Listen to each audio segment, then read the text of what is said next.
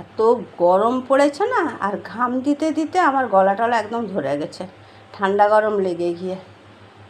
আর গরমে তো আমার রান্নাঘরে ঢুকতে ইচ্ছা করছে না গো।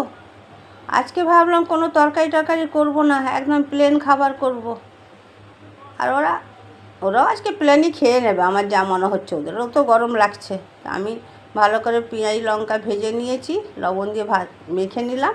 আর আলু সিদ্ধ, ডিম সিদ্ধ আমি একসঙ্গে মেখে নিচ্ছি, আলাদা আলাদা মাখবো না।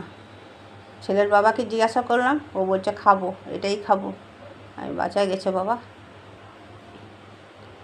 আর তোমাদের দিকে কি কারোর ওখানে বৃষ্টি টিষ্টি হচ্ছে? যদি হয়ে থাকে আমাদের দিকে একটু পাঠিয়ে দাও তো বৃষ্টি। এত গরম সহ্য করা যাচ্ছে না। তাহলে আমি খাওয়া স্টার্ট করলাম। তোমরা ভালো থেকো, সুস্থ থেকো। আর যারা আমার ভিডিও ভালো লাগে তারা পিসিমণি রান্নাঘর ইউটিউব চ্যানেল আছে, সেখানে গিয়ে লাইক শেয়ার কমেন্ট করো, পারলে সাবস্ক্রাইব করে নিও। Tata bye bye. পরের ভিডিওতে আবার দেখা হচ্ছে। আজকের মতন যাই। তোমরা ছাতা নিয়ে বেরোবে, বেশি করে জল খাবে। আমি খুব জল খাচ্ছি এখন, কেন ঘাম দিচ্ছে যা, জল না খেলে হবে না।